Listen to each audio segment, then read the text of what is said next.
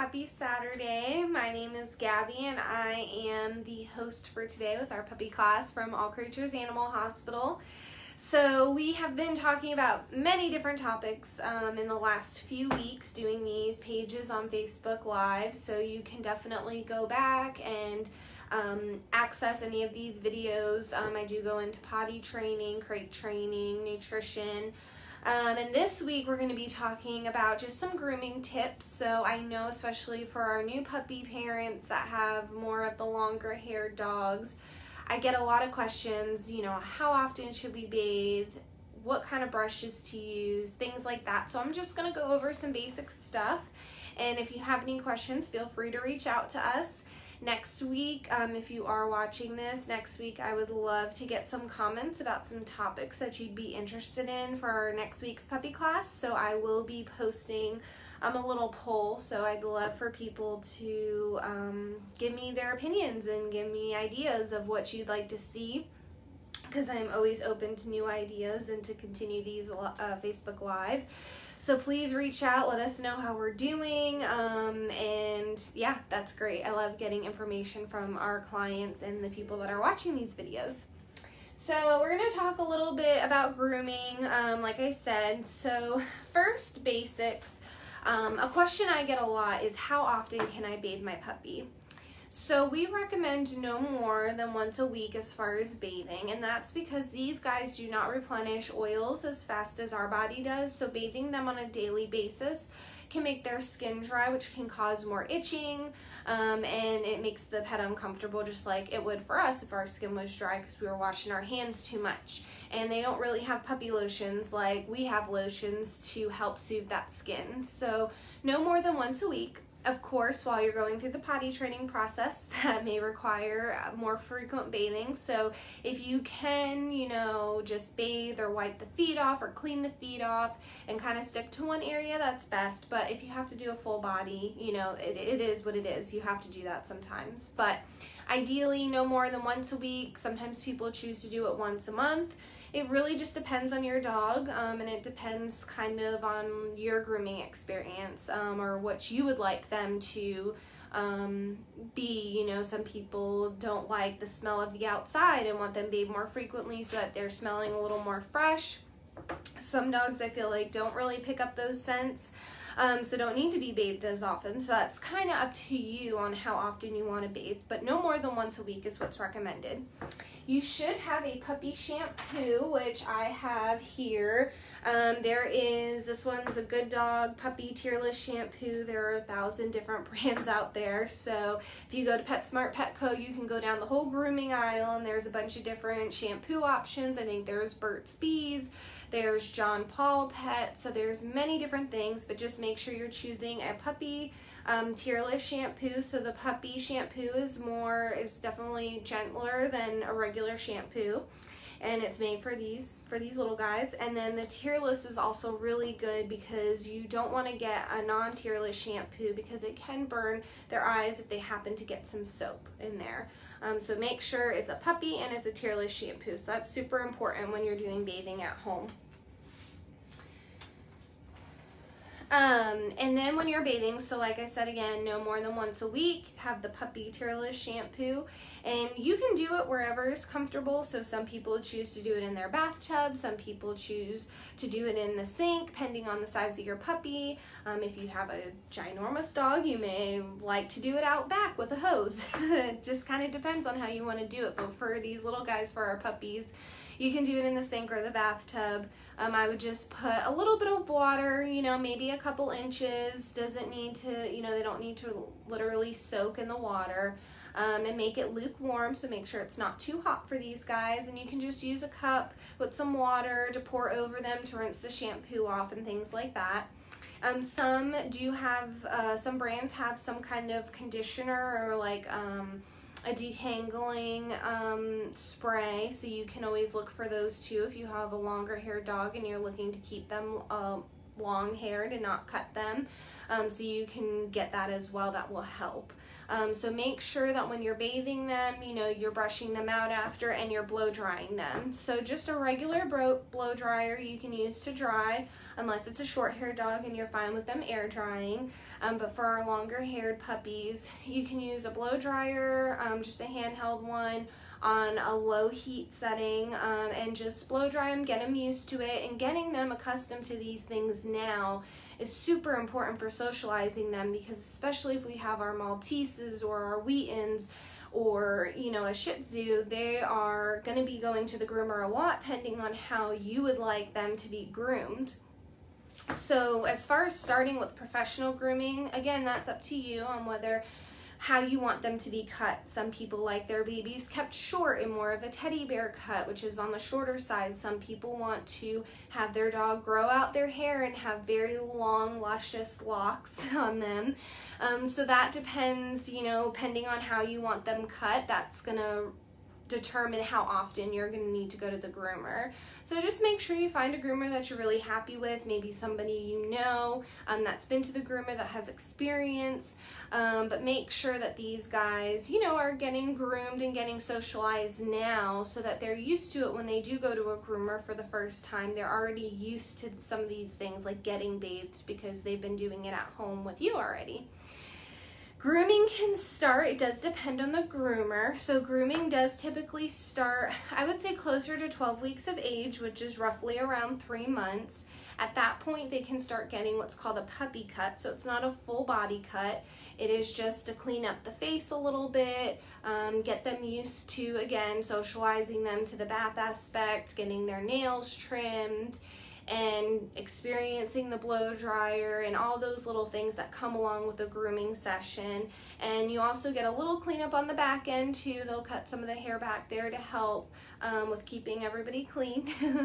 And so that typically starts around 12 weeks of age. And then again, like I said, depending on if you want to keep them long, their coat long, or cut them short, you know, it could be anywhere to once a month you're going to the groomer, or it could be every couple of months. Just kind of depends on what you're looking for as far as, you know, how you want your baby to look with the hair. But practicing with socializing, again, practicing with a brush is super important. So get them used to being brushed at home. You know, brush them, give them that opportunity, maybe 10 minutes a day, and just use the brush and get them used to it. You can use some of these slicker brushes. This one has a little bit of a metal pieces to it, the metal wiring. So this one, you know, you could definitely use on a longer hair dog when you're trying to go through and make sure the hair is staying, you know, not tangled up, no matting. So that's great for a longer hair dog. You definitely want to get maybe the ones with the plastic bristles on them for more of your short haired, you know, just get them used to the experience. I mean, not typically like a Jack Russell Terrier where there's not a whole lot of hair, but it is good to give them that feeling and idea of a brush being on their body, because it just socializes them, because you never know, there might be a situation where you need to use a brush for something, even on a very short-haired dog. So it's good to get them socialized now while they're young, get them used to these little things that, you know, they could have to come in contact with in the future. So having a brush on hand and practicing, you know, at least once a day for a few minutes is super important. So having a brush like that is great. Also, I do get a lot of questions about the tear staining and, you know, some of the, you know, hair getting some eye boogers and things like that stuck on some of our Malteses and Shih Tzus and Shih Tzus and all of those types of breeds with the longer hair around the eyes.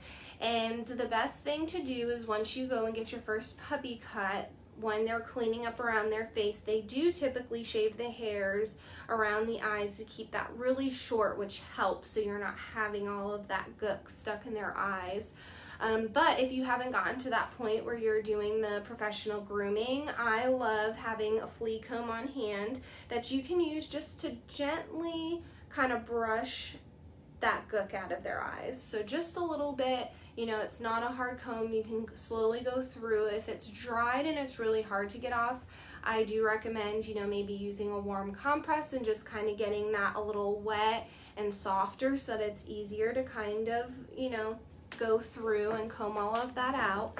If you do feel uncomfortable, there are things that we can show you in person when you're here for a visit, or we can try to help. Again, we're not professional groomers, so we do try our best to help you guys if you're not quite yet ready for going to a professional groomer. So definitely mention it to us and we can help show you how to do it at home, or help you and try to get something done here when they're here for an appointment. So feel free to ask and mention it to us. We do not mind helping and showing you guys things, but a flea comb is definitely great to have on hand for our larger, or our fluffier babies, so that you can help just kind of get all that gook out of their eyes. So I love having these on hand. So having a slicker brush to have to get them practiced and socialized with brushing, and then the little flea comb as well is great. A lot of the time people ask me about nail trims and how to trim nails at home. So it's really what you're comfortable with. So there are a couple different tools that you can use for nail trims. If you came here with your puppy for your first visit, we do trim the nails for you, so we have that aspect taken care of to help you get through. But just one of the biggest things to socialize them with is touching their feet. So before you even go into cutting their nails, play with their feet. Hold them, get them used to the idea of somebody touching their feet, because when they come in for nail trims in the future, if they haven't, their feet haven't really been messed with much, and they come in here for a nail trim or go to a groomer for a nail trim, dogs that have not had their feet touched with and really been socialized on that part, they freak out. And we have a lot of puppies, or even, grown dogs that just haven't been socialized properly. And not saying that it's the owner's fault at all. If you come from a rescue, there are different, elements, things that have happened to them. Maybe they had a bad experience at a previous place getting their nail trimmed, but there are dogs that we have to sedate and put under a full sedation or anesthesia just to get their nails trimmed. So getting them accustomed to those things now while they're young and making it a positive experience really helps in the future, because then it's not going to be such a big deal. So when your babies come in for us with a nail trim for the first time, we actually offer a treat while they're here. So you may have had us tell, oh, we gave them some cheese, so we get some easy squeeze cheese that distracts them, so it's becoming a positive experience. We're not just torturing them by trimming their nails, or we give them peanut butter or some other kind of treat. So we praise, so make sure you have a treat on hand. We did talk about some of the treats earlier in some of my videos. So there's these little training treats, which are great to give when you're praising, or like I said, the easy squeeze cheese you can get from Kroger for like $1, and you can have that, put it on a little popsicle stick or something for them to lick and pay attention to the treat while you're working on just getting them socialized and playing with their feet and getting them used to that being, their feet being handled. So there's a couple different nail trims that you could venture, and try on your own. So there's just the regular nail trimmers, which do come in different sizes. So there are ones that are a lot smaller for smaller breeds, and then these ones are more of the bigger version for our larger breed dogs.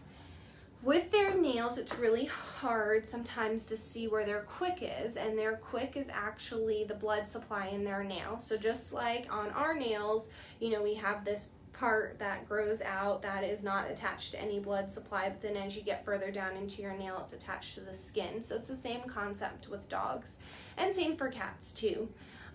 So they have that, so you can only trim so much before you hit that blood supply.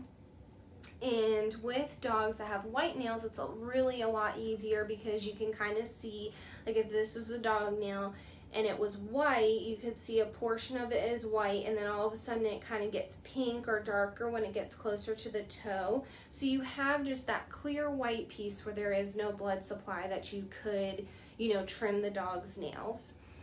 Clippers are great to do, but they do sometimes, the way they cut the nails are still sharp and have sharp edges. It's not really a smooth cut.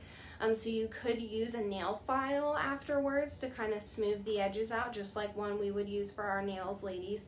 And you could use that to help, get the edges off if you're just wanting to try and do a little bit of the, just a tip of the nail to get them so that they're not scratching you as much. Depending on the size of your baby, you may be able to just get away with doing the nail file and just slowly, you know, grind against the nails and get a little bit of that point off to make it where it doesn't hurt so much. There's also a Dremel tool, so we have these portable ones. They do have portable ones that you can buy at PetSmart or Petco, which is great to do if you feel comfortable with it. It's the same kind of Dremel that, you know, if you're getting your nails done or you're getting like a fake nail done, it's the same kind of just weird vibration that is on their toenail, which is weird for them if they've never experienced this before. But we try to use these mostly on our nail trims because it gives a smooth edge, and so it's not as rigid as if we did the regular nail cutter. So we do like to do a Dremel. So this is a Dremel tool for people so that, you know, when we say, yes, we're dremeling the nails today, it's to give a really nice smooth edge, and it also does work a little quicker with getting down to the nail. The only thing is with these tools is if you do decide to try a Dremel at home, you just have to be mindful again of the quick. Now, I don't want people to feel bad if they try it at home and you do get the quick. It happens, and it happens even at me working in the field. I've done it to my own pets accidentally. You know, it happens sometimes, and it's not, you know, anything that, you know, we try to just move forward and not, again, positive reinforcement. So you ignore the bad and praise the good. So you just kind of move forward, clean it up. If that does happen and you happen to nick a quick, or sometimes dogs will do that, you know, running or their nail gets caught or something, you can use just like cornstarch, just a little bit of the powder of cornstarch just to put on the fingertip so it helps clot that blood, and then it will stop. So if that does ever happen, you can, you know, do that at home as a quick, simple fix. And we can show you in person if you have questions as far as, you know, how, you know, the dog's nails, as far as cutting, how to hold them. We can definitely go through that with you. So if you do have those kind of questions, definitely let us know as well. But yeah, so Dremel and the little nail clippers, it's good to get them socialized and get them used to these things, because these are things they're going to see a lot in their lifetime, as far as with grooming and stuff and bathing. So brushes are good to have, the little flea comb, and then having some kind of nail clipper if you want to do the Dremel. With dogs with black nails, you are just not going to know where the quick is, unfortunately, but you can use the other nails on that foot. You know, there are some dogs that have black and white nails as a guideline. So that's always a good way to kind of help guide you when it comes to trying to trim all the nails on the feet, to make sure you're not missing any. But like I said, if you're uncomfortable, we're here for you to help with nail trims, to do that for you. It's not something you have to do at home, but at least playing with their feet and getting them used to having their feet touched on a daily basis, that really helps make our job easier, and then we can just praise them and do all the other stuff on the back end to make it easier for you. But like I said, if you're not comfortable, you know, venturing to do the nails on your own, can definitely, you know, come to us. You can go to your groomer or wherever and get the nail trim done.